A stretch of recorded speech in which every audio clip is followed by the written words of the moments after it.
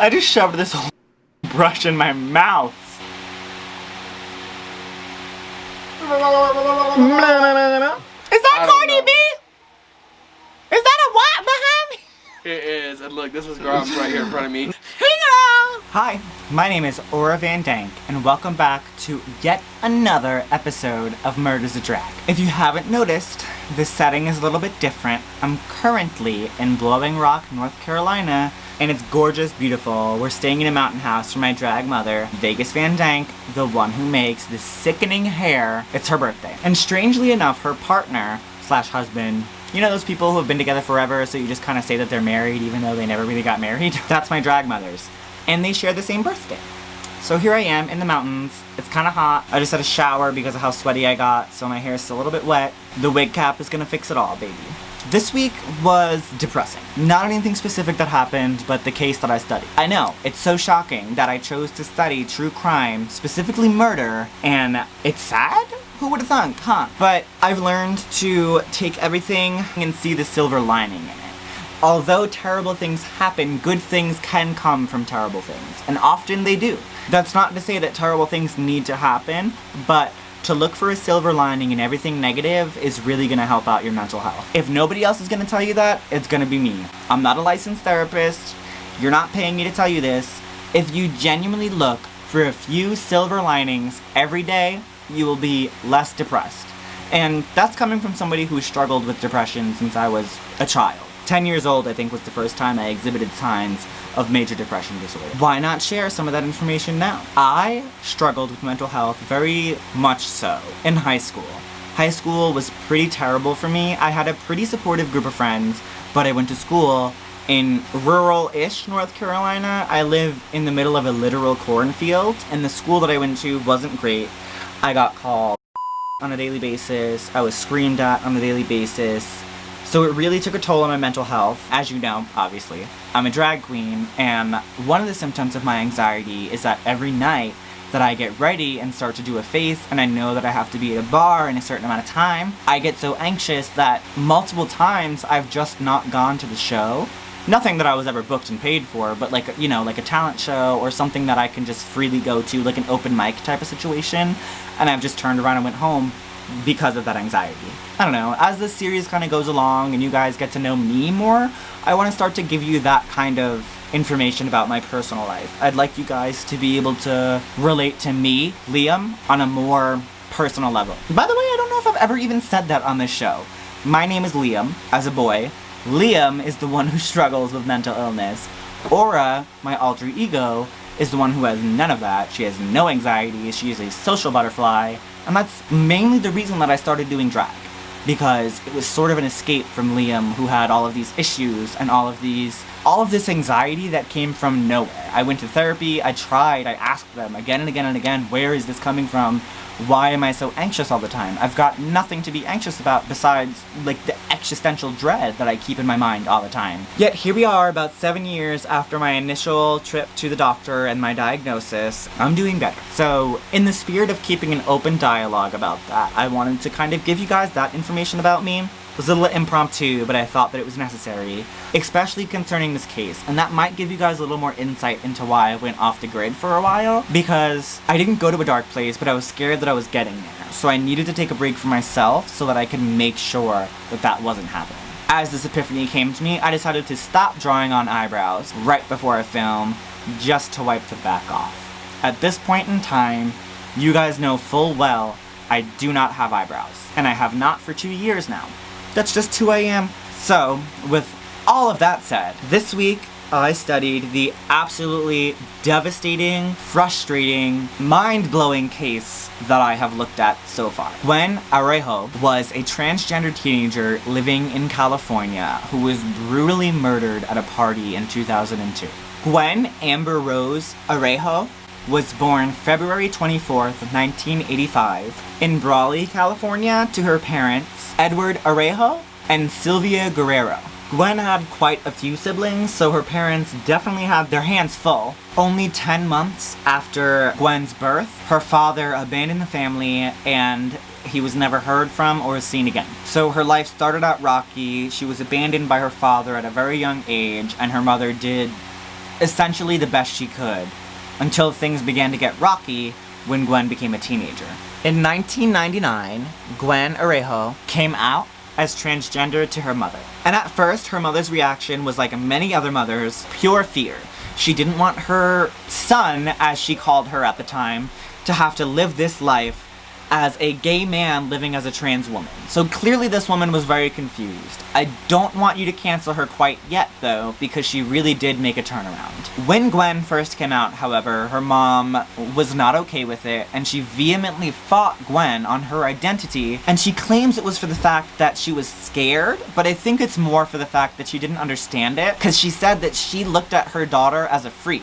And she, again, called her son. I have a problem misgendering people. It's bullying, and I can't do that to somebody. But her mother, and after the fear, her mother said that the first thing she experienced was embarrassed. And although culture is not an excuse for ignorance, there is a very strict culture within that community where machismo is a really big thing, and a person with a penis is supposed to act masculine. A person with anything other than a penis is supposed to act feminine. All of those ideals and all of that hate was very reminiscent of late 90s attitude. Again, time period is no excuse because this information has been around forever, and your daughter is your daughter, you love her regardless.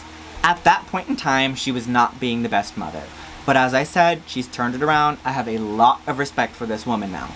From a very early age, Gwen was living her life as a female, but she didn't necessarily realize that. Actually, I take that back. Gwen understood full well that she was a female. The problem was nobody else could wrap their heads around the fact that trans people exist just like any other human. As Gwen entered middle school, high school age, she began to get bullied very severely because she was effeminate. As Gwen entered the high school age and started her high school career, the bullying had gotten to such a point that it was just straight up harassment, and she couldn't get through her day without feeling unsafe. So at that point, Gwen stopped going to school. Gwen had such this bright disposition that even though she was bullied so severely to the point where she left the school that she was attending, it didn't stop her from socializing and being that social butterfly that she was. She couldn't not go to a party on a Friday. It's a Friday night. She had to go to a party. That's just the type of person that Gwen was. Gwen had a specific group of friends that she had made and gotten particularly close to, so she hung out with them the most often. That group consisted of Michael Magidson, Jason Cazares, Jaron Neighbors, and Jose Morel, also including Jose's girlfriend, Nicole Brown. That group often hung out together. They would go around town together, go to bars or clubs together, and they would also just hang out at each other's houses. The weekend hangout was always amongst those people, plus a few of their friends and friends of friends, etc., etc. When Gwen first met this particular group of men and their girlfriend in the summer of 2002, they met one night and Gwen immediately turned on the flirts with all the boys because she was gorgeous. She couldn't help it. It's time to go bald, baby. That very same night, Gwen happened to get extra friendly with Michael Magidson. Sometime after that, Jaron Neighbors suggested, could this be a dude? First of all, disgusting thing to say.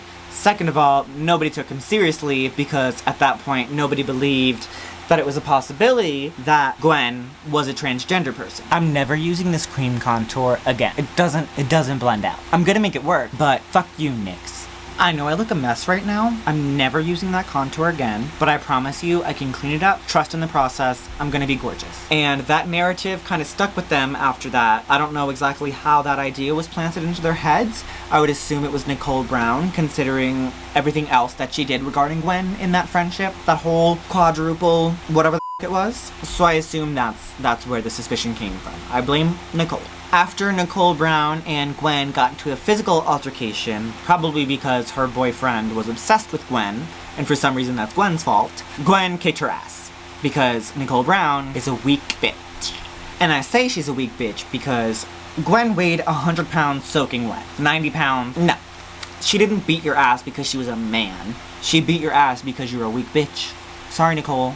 Rotten hell. Also, side note, I don't know if you can hear this fan, so I'm sorry if you can hear it in this episode, but we're in a mountain house, and I literally skidded down a gravel driveway to pull in here.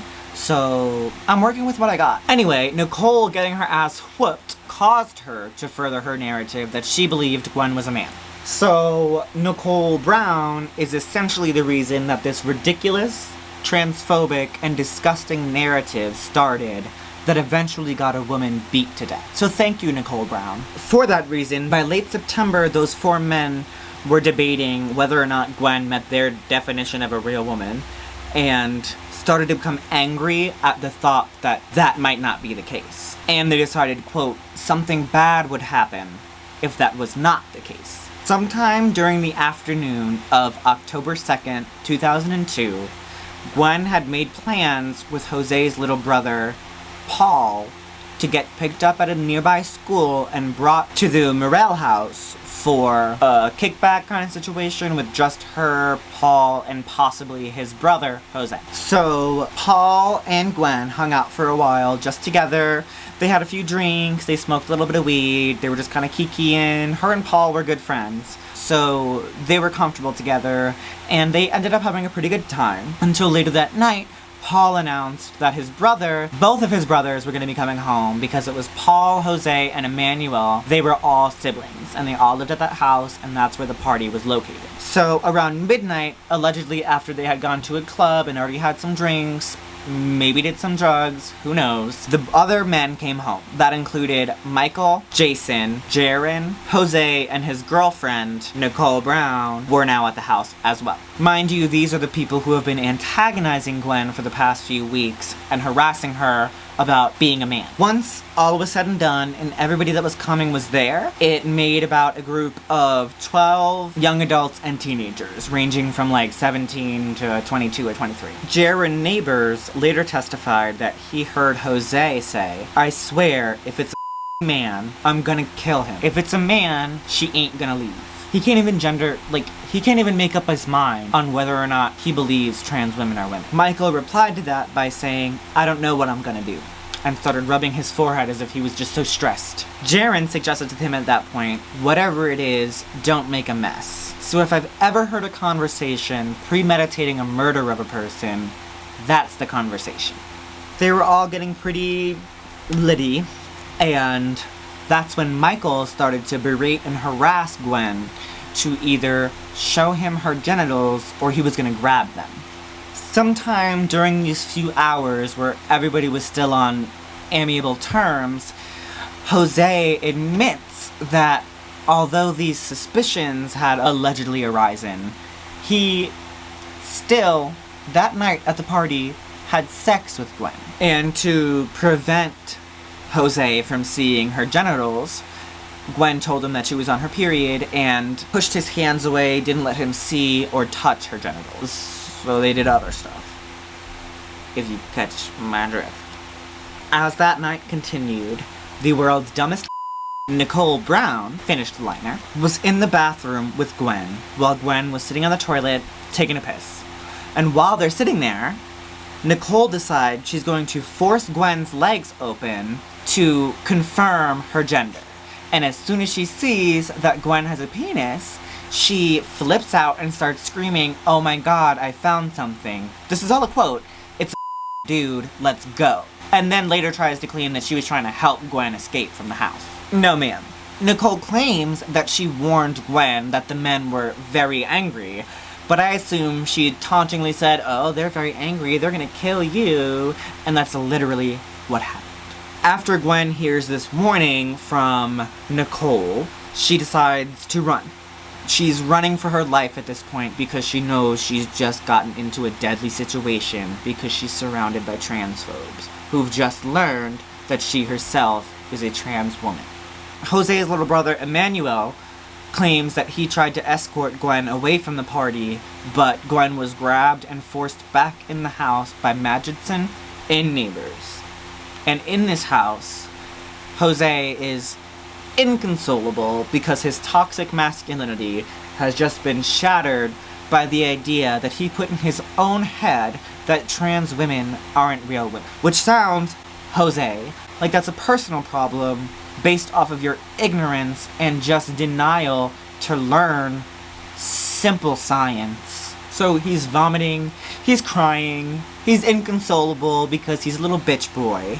And here we are now, a terrified Gwen is cornered by transphobes who are looking for nothing else but to hurt her. Nobody felt sorry for puking Jose and crying Jose, except for his girlfriend, who said, quote, "It's not your fault. I went to high school with you, and you were on the football team. Any woman that knows you after this, it's not gonna matter. Just let her go." Those last 4 words, "just let her go," I'll tell you what, were never uttered from this stupid bitch's mouth, because she had it in for Gwen just as much as everybody else did. And clearly, just by her claiming that she said this, she was fully aware that her boyfriend, Jose, was capable of homicide. At this point, Magidson is completely in a homicidal rage, and he begins to go after Gwen. He punches her in the face after trying to rip her skirt and underwear down to see for himself. Once he punches her on the face, she's on the floor and she's not unconscious but incapacitated. She can't really move and she's starting to struggle to speak. After Magidson had punched Gwen in the face, he wrapped his arm around her neck and put her in a very aggressive and violent chokehold to the point where she almost lost consciousness. After Magidson was pulled off of Gwen and finally released her from the chokehold, she fell to the floor, struggling to breathe, and said, "Please don't. I have a family." She was literally pleading for her life, and these men did not care. For some reason, this very plea for her life enraged Jose to the point where he picked up a soup can, bashed her in the head, and when that wasn't enough, went back for a cast iron skillet and hit her so hard in the head that she almost lost consciousness. But at this point, Gwen was still literally fighting for her life and remaining conscious just to make sure she would make it through that night. All of this trauma to her head caused her to begin to bleed profusely, and that caused Jose to be super worried about getting blood on his couch, so he started stressing about that amidst crying and being a little bitch boy. After she was hit with the iron skillet, no doubt concussed beyond belief, she was struggling to speak and spoke her last words. Quote, "I told you I was sorry." It's heartbreaking. And as she lay there, unable to speak, unconscious, and unable to call for help, the men left to retrieve a pickaxe and a shovel from the home of Jason Cesares. When they returned to the house, Jose was so concerned about his couch that he made the barely conscious Gwen get off of his couch because she was bleeding from the wounds that he had inflicted on her head, and he didn't want that to get on his couch. Trash. After they got her off the couch, Magidson kneed her so hard that she flew across the room and put a crack and dent in the plaster wall with her head. She was rendered obviously unconscious and never regained consciousness again from that point forward. Jason then proceeded to kick the lifeless body unconscious on the floor because he is that evil, and Jose went back to his room to cry it out some more, while Magidson tied Gwen by the hands and by the feet and then wrapped her in a comforter and brought her to the garage. Once they were in the garage, Magidson then brought a rope up to Gwen's neck, pulled it around her neck, and twisted it, strangling her. He was sure she was dead, but Jason wasn't, and decided that he was going to strike her in the head with a shovel so hard that it exposed part of her brain, and that part of her brain had been flattened by the sheer force of the blow to her head. And at that point, Gwen was dead. The men then briefly argued on what exactly they wanted to do with the person they had just killed, and ultimately decided to drive 150 miles out into the mountains, which is probably about a 3.5-hour drive, to bury Gwen in a shallow grave. After they had done that, with little remorse, the men remarked on the walk back to the car and on the drive home that they were so furious that they could have kicked Gwen even more after she was already dead, after they had already murdered her. They were talking and bragging and laughing about how they could have kicked her more because they were so mad that they were idiotic enough to not take into consideration that trans women are literally women, and you are not gay because you slept with a trans woman. Because woman. A man sleeping with a woman is not gay. Maybe I'm wrong. Gwen's mother reported her missing the very next day because it was unlike Gwen to go out, stay out, and then not say anything the next day. And her mom was immediately worried because her biggest fear was that this exact scenario would happen and that her daughter would lose her life. After she filed the police report for the missing person, they did not take it seriously because Gwen was transgender, and they just assumed then that a trans person was just insane and would do anything. She could have just run away to the Amazon jungle, and she's living there now. Like, they were just ridiculous with the thoughts that they had back then within the detectives that were supposed to be serving and protecting.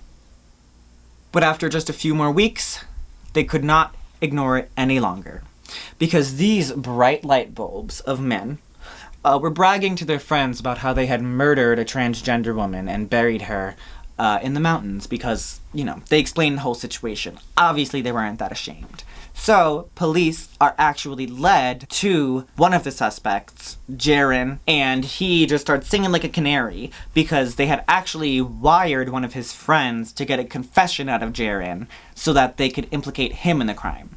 And once Jaron heard that recording of him that his friend had captured from the wire, he knew he was screwed, so he sang like a canary, and the other men were arrested. When the news broke, Gwen's mother had to review the crime scene photos, which were very gruesome, and that traumatized her and devastated her to the point that she was unable to function for the rest of her life, essentially. She was dealing with very severe mental illness. She made a promise besides her daughter's casket that she would make sure that this didn't happen to anybody else. And that's when Gwen's mother began her life of advocacy and devoted her time to advocating for transgender individuals. She is, like I said, homeless today and still advocating, even though she's dealing with all those struggles in her personal life. So I do have respect for her. When the trial initially began, 3 arrests had been made. But that trial ended in a hung jury because there was this whole trans panic defense saying that because they found out that this woman was transgender, they went temporarily insane, lost their minds, and murdered somebody. That defense has since been made illegal in California. I'm so sorry that the perspective just changed and the quality just changed. My camera battery will not stay charged right now. I am literally in the mountains. I'm going to record the rest of this on my phone. You have my sincerest apologies, and I really hope that this is still good enough quality for you guys to enjoy the same. After the first round, the proceedings ended in a hung jury, and in Jaron Neighbor's case, he was sentenced to a mere 11 years for voluntary manslaughter, when it's undeniable that that crime itself was premeditated first-degree murder. In the second trial, that didn't take place until May 31st, 2005, 3 whole years after Gwen's brutal murder, the other 2 men, Morell and Magidson, were charged with only second-degree murder and put away in prison for 15 years to life was their sentence. Jose has since gotten out on parole and claims that he's had a complete change of heart because his daughter, with a severe disability, lost her life at 11 years old in that battle with her disability. Thus, he somehow realized that when he brutally murdered somebody back in the day, he's sorry for it now. So he's sorry for it now. At that point in time, they also decided that this was not a hate crime because there were no laws specifically protecting somebody's gender identity in a situation of a hate crime. So this is why their sentences were so small, seemingly not harsh. Well, they definitely weren't harsh. They are not harsh. Not just seemingly not harsh, they are not harsh. They should all be in prison for life because they're sadistic maniacs.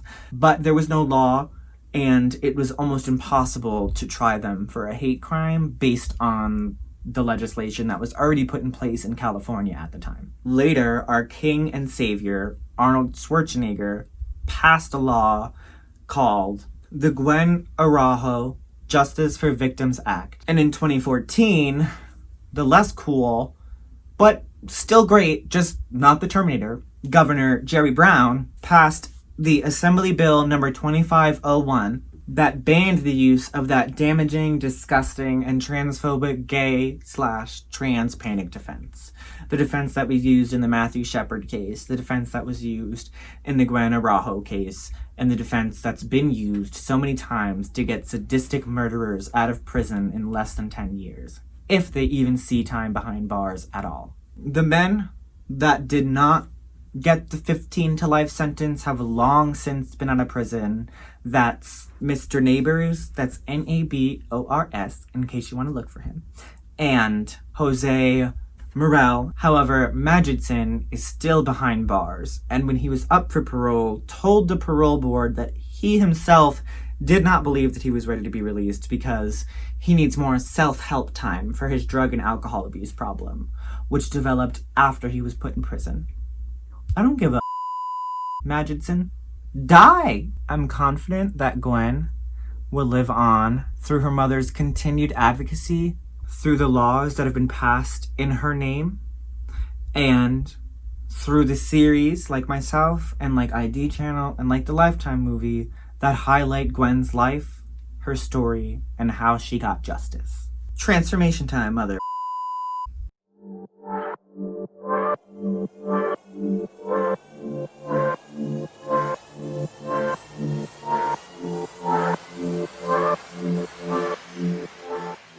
And that's the finished look for this week. This story was very emotional. It was tough to read. I'm so sure that it was much tougher to live through. And I can't help but be somewhat glad that this legislation came when it did. It should have always been there. It should have never not been a human right for somebody to be protected by the law and protected by the people who swear an oath to protect them. That should not be something we have to earn and fight for. Anyway, I hope you guys enjoyed this week's episode. My sources were LA Times articles written by Tim Reiterman, SF Gate articles written by both Kelly St. John and Henry K. Lee, the movie on Lifetime called A Girl Like Me, and there's been 2 episodes of 2 separate shows on the Investigation Discovery Channel, or the ID Channel, regarding Gwen's case. That's where I got my information from for this episode. I'm trying to be a little bit more transparent about myself and what I go through, as well as work a little bit harder to deliver you guys content. Please, please, please subscribe, like, and comment. Share the video with your friends. Tell them how great I am. Show them the podcast if they're more of a podcast type, or if they work a job where they listen to podcasts all day. I'm fantastic to listen to. You guys can vouch for me. Even though this specific episode, I switched from a good camera to my phone because I can't handle battery and charging it before I come all the way to nowhere in the mountains. I'm gonna go drink with my drag family. I hope you guys have a fantastic rest of your week, and I will see you next week. Mwah.